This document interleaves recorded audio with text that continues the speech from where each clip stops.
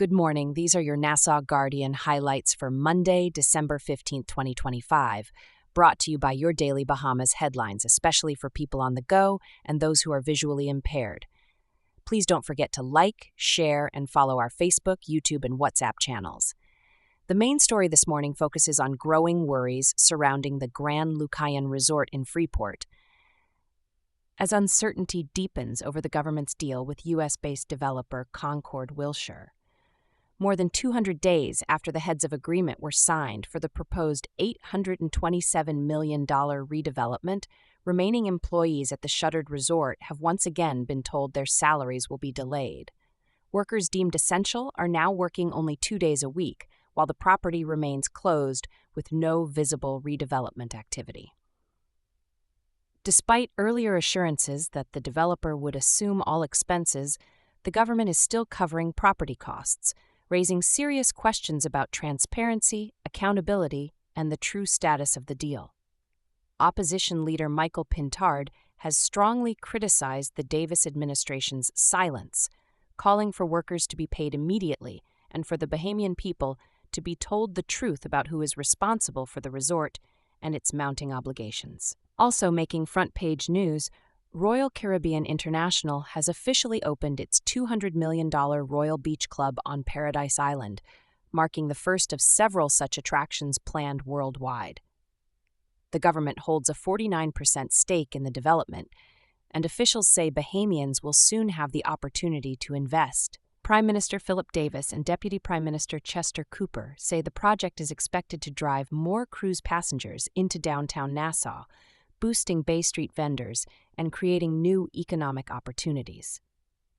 In political news, the Free National Movement is expected to ratify several candidates for the next general election, including Dr. Duane Sands for Bamboo Town, Heather Hunt for Elizabeth, and Frazette Gibson for Central Grand Bahama.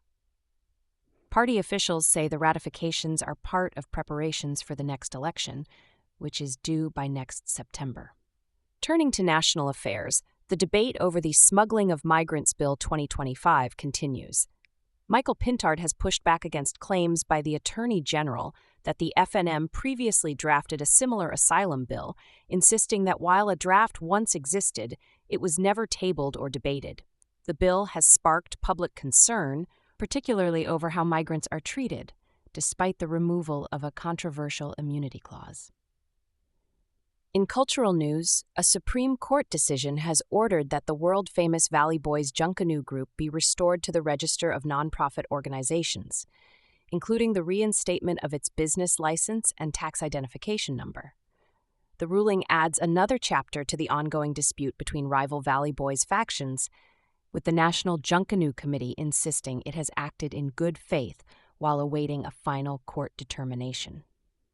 From the courts, emotional testimony was heard in the trial of an inmate accused of killing his cellmate inside the Bahamas Department of Correctional Services, while separately a popular TikToker and 2 other young men have pleaded not guilty to attempted murder and firearm charges linked to a police chase and shooting earlier this year.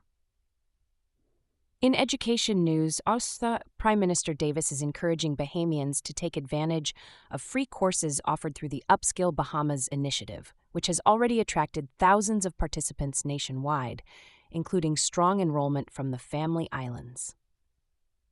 On the editorial page, the Nassau Guardian calls for an end to the silence on Grand Lucayan, warning that repeated failed deals and unanswered questions have left workers and the public in the dark once again. Letters to the editor continue to reflect deep concern over immigration policy, transparency, and the government's responsibility to clearly explain major legislative changes.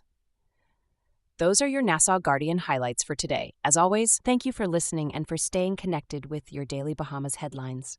Remember, an informed nation is an empowered nation. Stay alert, stay engaged, and stay informed. Enjoy your day, be blessed, and be a blessing.